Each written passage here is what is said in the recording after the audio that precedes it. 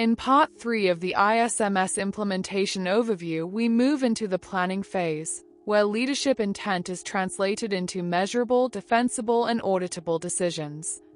This is where information security stops being a statement of intent and becomes structured action, based on real business risk. ISO operates as a complete management system, spanning clauses 4 through 10. Clauses 4 and 5 establish context, direction, and accountability. Clause 6 is where planning happens, where risks are assessed, objectives are set, and control decisions are made. Annex A supports this by providing a comprehensive set of risk-based controls that must be considered. Part 1 focused on understanding the organization and its context. Part 2 addressed leadership, governance, and accountability. Part 3 brings those elements together by applying discipline to risk and planning. This is the point where leadership intent becomes measurable and defensible. Clause 5 defines direction, accountability, and risk appetite. Clause 6 applies that direction through structured planning and risk-based decision-making. Risk criteria reflect leadership priorities, and planning ensures that security objectives align directly with business objectives. Clause 6 is critical because it translates leadership intent into measurable information security objectives.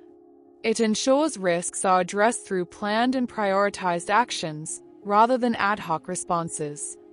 It drives proportionate, risk-based control selection, enables performance monitoring, and ensures decisions are transparent, consistent, and auditable. Information security risk is not an IT problem, it is a business risk. Risk decisions involve trade-offs and priorities. Technology supports risk treatment, but it does not define risk. Ownership of risk sits with the business, not with tools or security teams alone.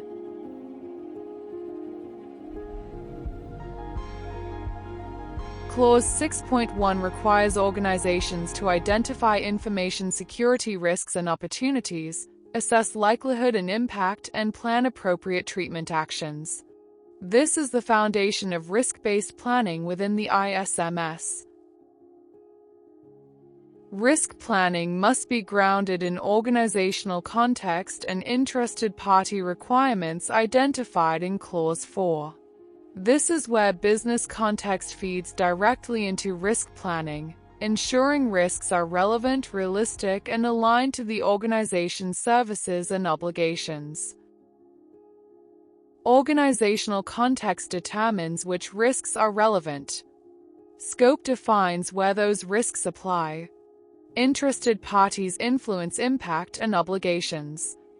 Effective risk assessments reflect real services, dependencies, and business realities, not generic templates. Clause 6.1.2 applies structure and consistency to risk assessment. Risk assessment criteria must be defined, assessments must be repeatable, and risks must address confidentiality, integrity, and availability.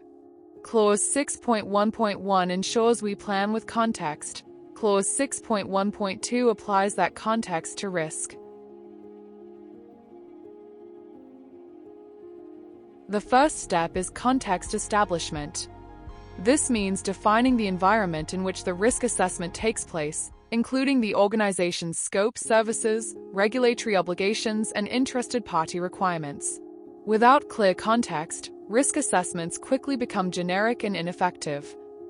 The second step is risk identification. Here, the organization identifies what could go wrong. This includes identifying relevant assets, potential threats, existing controls, vulnerabilities, and assigning clear risk ownership. The aim is to identify realistic risk scenarios that reflect how the business actually operates. Next is risk analysis. This step focuses on understanding the nature of each risk by assessing potential consequences and the likelihood of occurrence. Based on this, the level of risk is determined in a consistent and repeatable way. The final step is risk evaluation. Here, risks are compared against defined risk evaluation criteria. This allows risks to be prioritized and informs which risks must be treated, which can be accepted, and which require further action. Together, these steps ensure that risk assessment is systematic, business-aligned, and suitable for supporting risk treatment and audit decisions. A hybrid asset and scenario-based approach combines technical accuracy with business relevance. Risk scenarios identify consequences, existing controls, and vulnerabilities, allowing organizations to evaluate risk realistically and select appropriate treatments.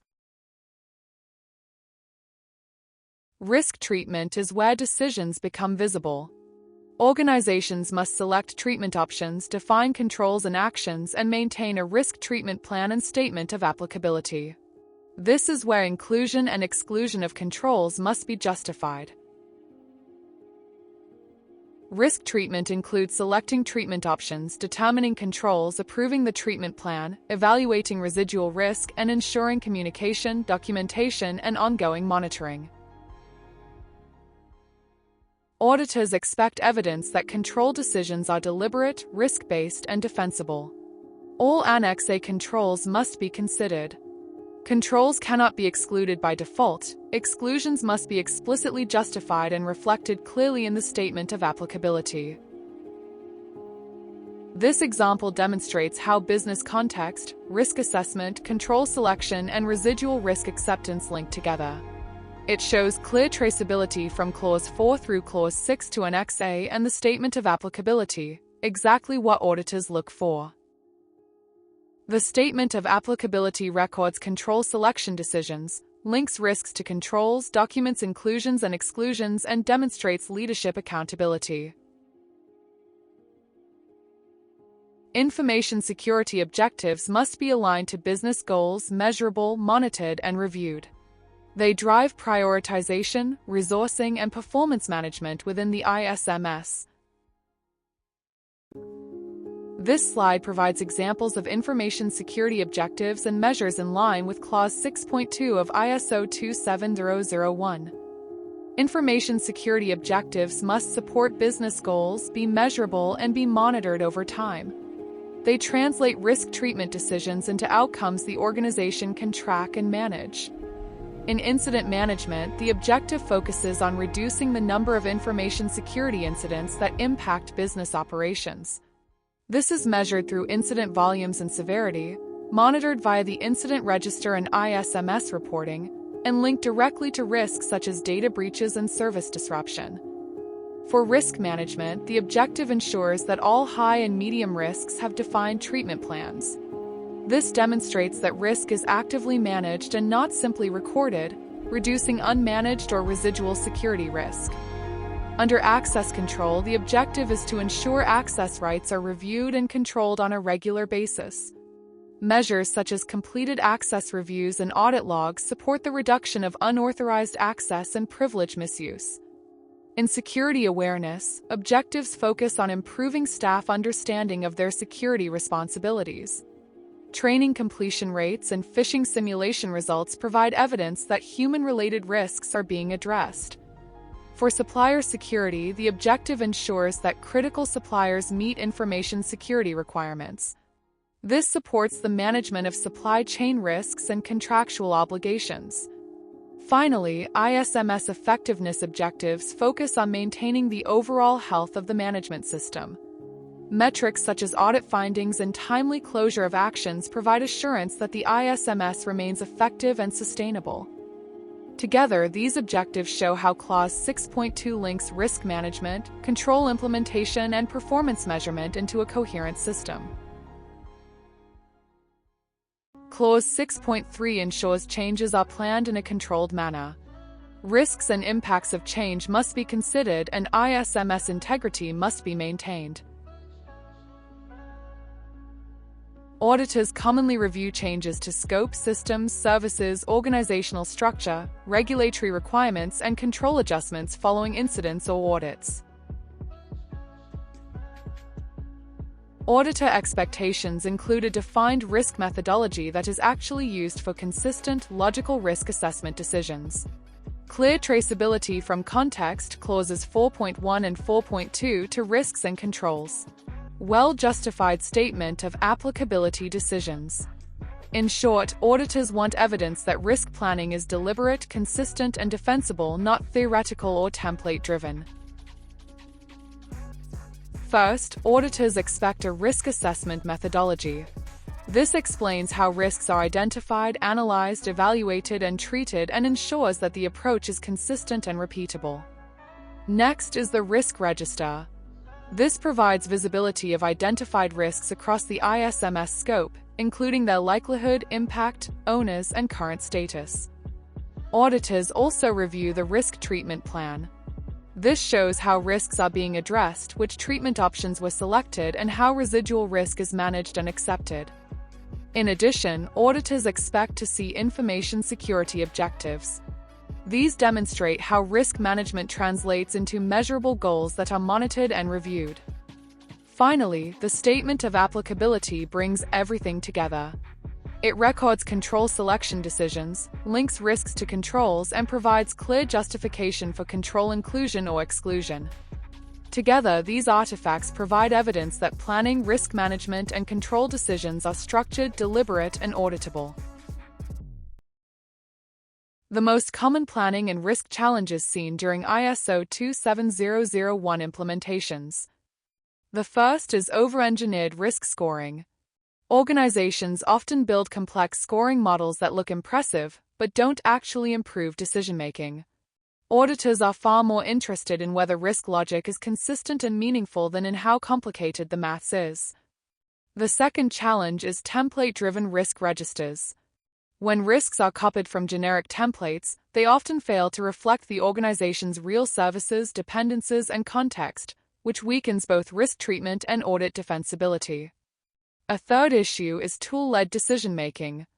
Tools should support the risk process, not drive it.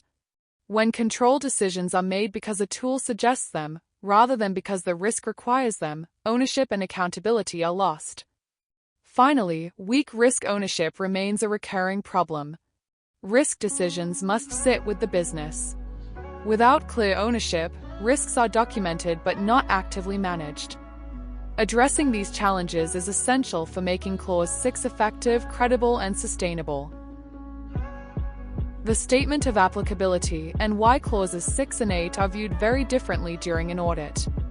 Under Clause 6, planning, auditors are not testing controls yet.